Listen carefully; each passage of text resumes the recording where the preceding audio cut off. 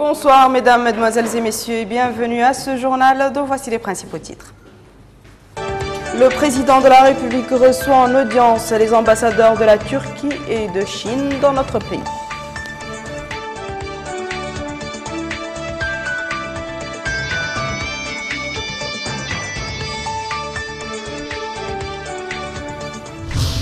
Organisation d'un atelier éducatif sur les risques du mariage précoce des filles par le réseau parlementaire Population et Développement.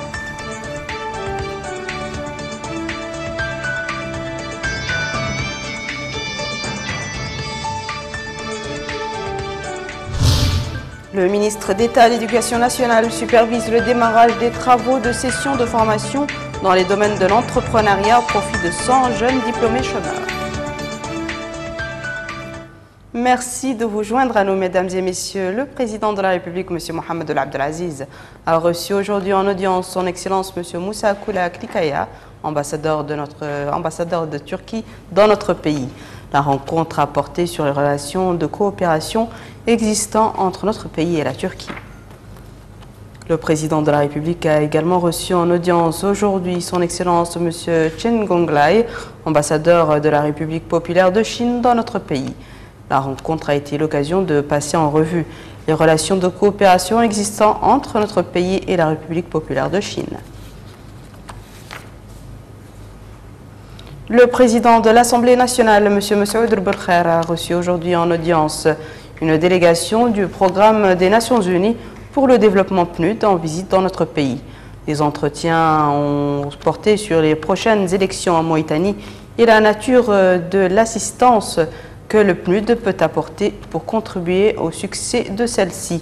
L'entrevue s'est déroulée en présence du secrétaire général de la Commission électorale nationale et indépendante CENI.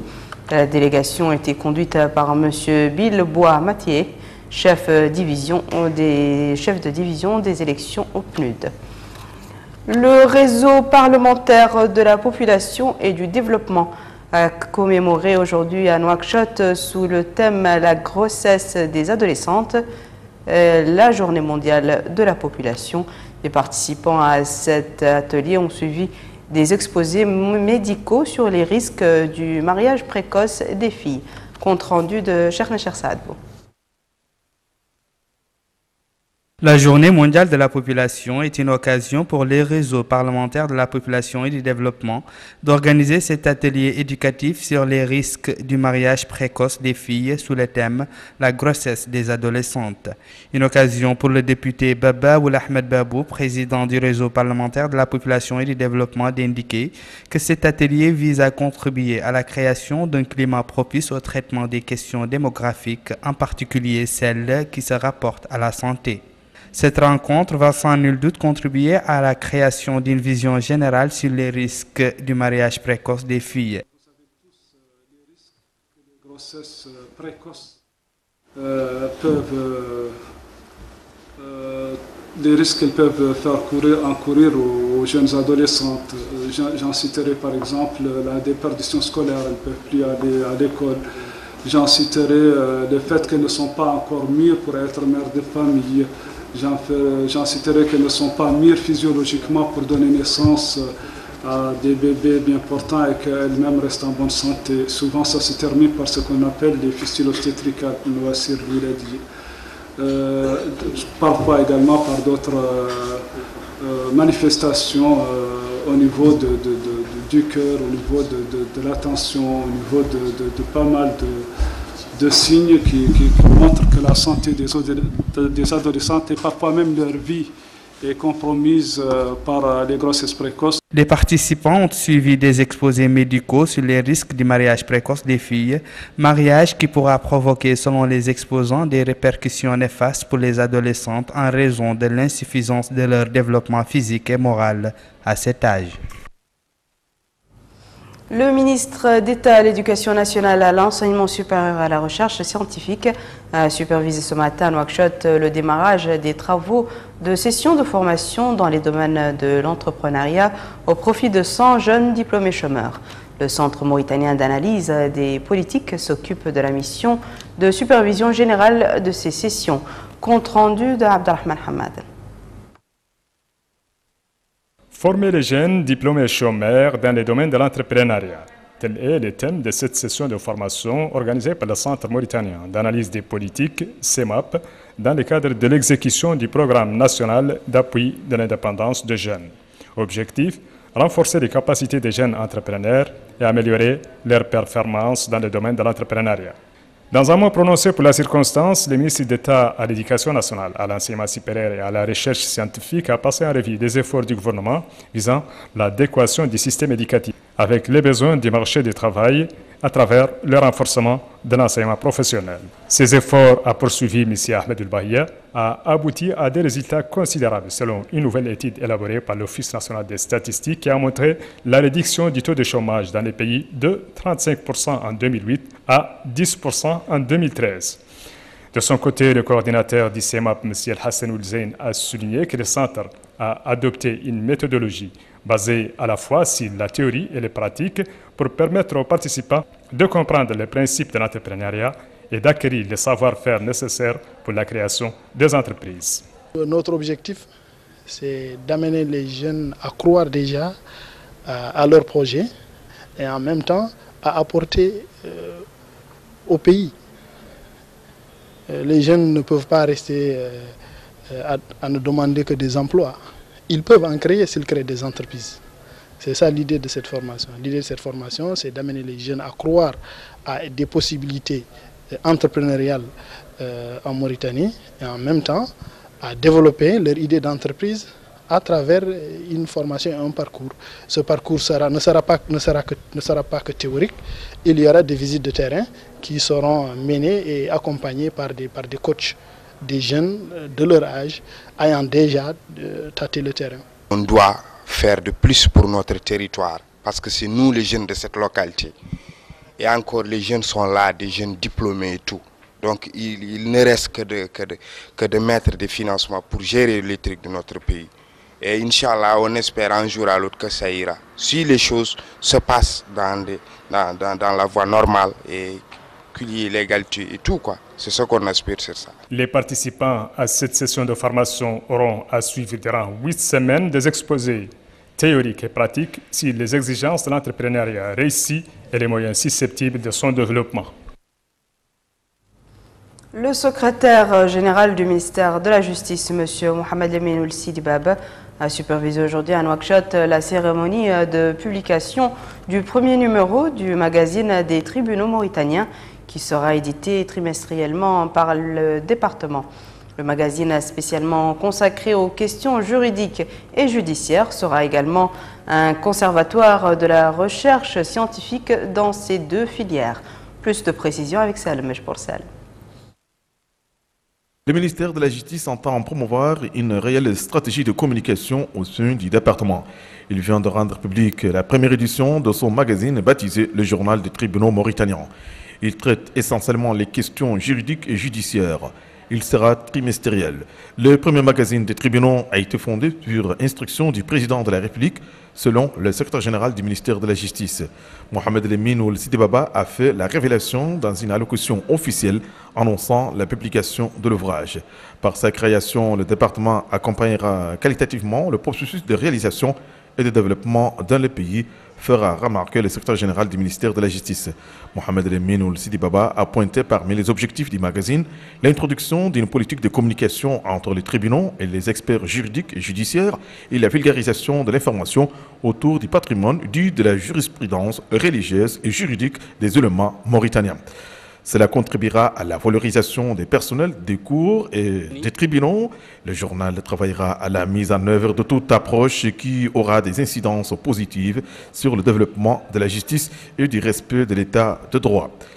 Le lancement des premiers numéros du journal des tribunaux mauritaniens s'est déroulé en présence du procureur général près la Cour suprême, du secrétaire général de la Cour suprême, du procureur de Nouakchott, du vice-président de la communauté urbaine de Nouakchott et d'autres personnalités.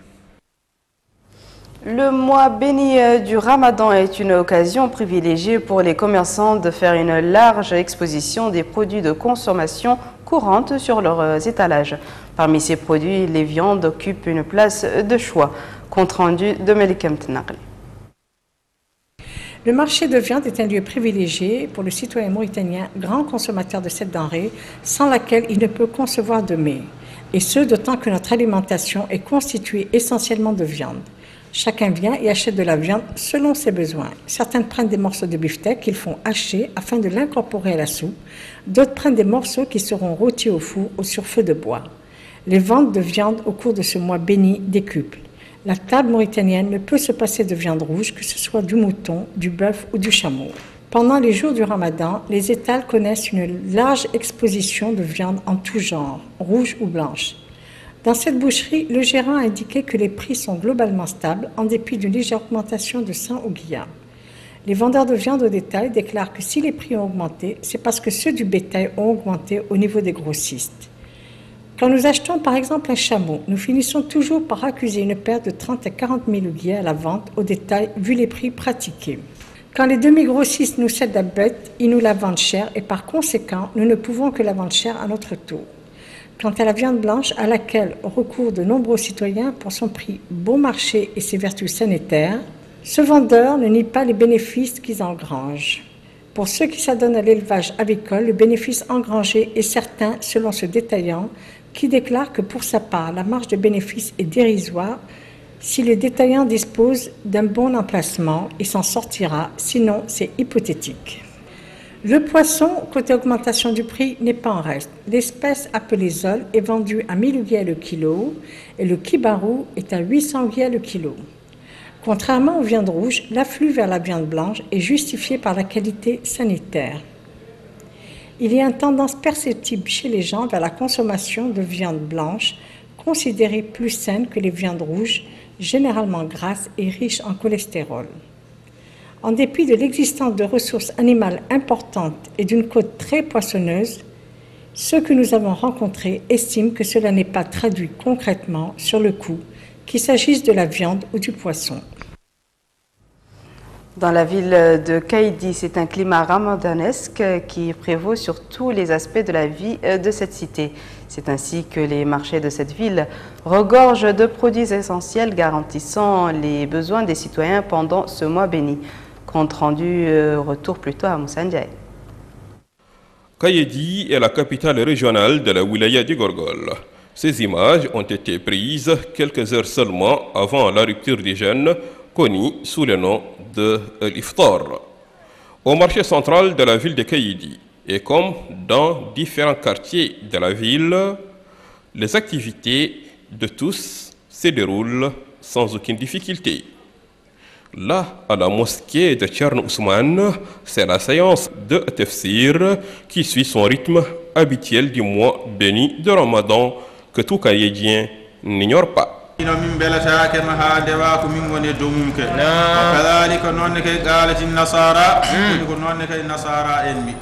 Quant aux Kaïdiens, certains se disent satisfaits des prix du marché central, selon quelques consommateurs.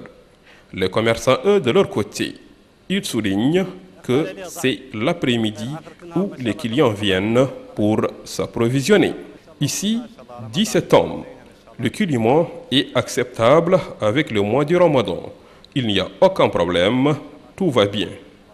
Quant à ces derniers, tout est abordable au marché central selon le choix de chacun. Le mois béni du Ramadan à Kaïdi est sur l'ensemble du territoire national, aussi ailleurs dans le monde, est un mois sacré où chaque musulman œuvre pour qu'Allah le Tout-Haut, le Tout-Puissant, nous assiste dans nos prières et dans d'autres actions humanitaires liées au Ramadan. Actualité internationale à présent. En France, le défilé du 14 juillet ouvre cette année au sol, ouvert cette année au sol par les troupes maliennes, s'est déroulé ce matin sur la célèbre avenue des Champs-Élysées à Paris, sous un soleil radieux et en présence d'une foule dense.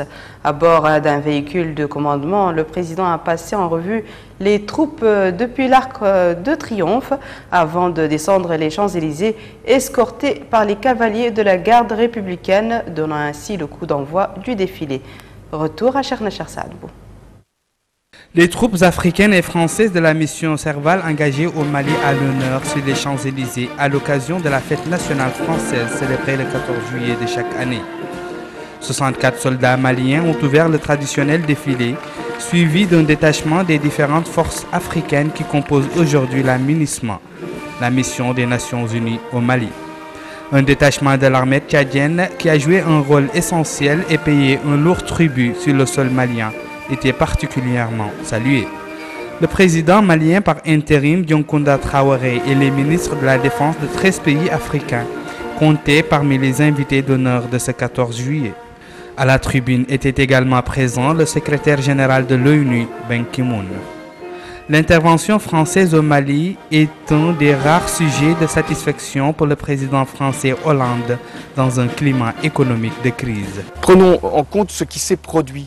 Une victoire pour l'Afrique, une victoire contre le terrorisme et la fierté que nous devons avoir là aussi. Parce que moi j'ai été salué en Afrique, non pas pour ce que j'avais fait mais pour ce que j'avais décidé. Ceux qui ont agi, ce sont les soldats français. Un défilé pour célébrer l'amitié franco-malienne, même si certaines voix ont critiqué la présence du colonel Jindao à la tête du bataillon malien. Le nom de cet officier est cité par plusieurs ONG concernant des exactions commises sur les populations nomades de la région de Gorma. La France entendait par ces défilés célébrer le savoir-faire de ses forces armées et affirmer son rôle toujours actif sur la scène internationale. Voici, mesdames et messieurs, à présent, le rappel des titres. Le président de la République reçoit en audience les ambassadeurs de la Turquie et de la Chine dans notre pays.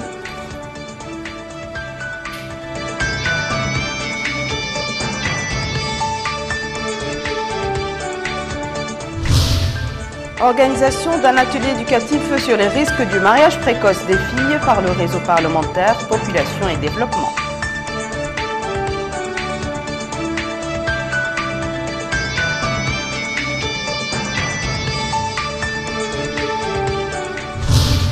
Le ministre d'État à l'Éducation nationale supervise le démarrage des travaux de session de formation dans les domaines de l'entrepreneuriat au profit de 100 jeunes diplômés chômeurs. Ce sera tout pour ce journal, mesdames et messieurs. Merci à vous de nous avoir suivis. Merci de votre fidélité et on se retrouve demain à la même heure, Inch'Allah. Au revoir.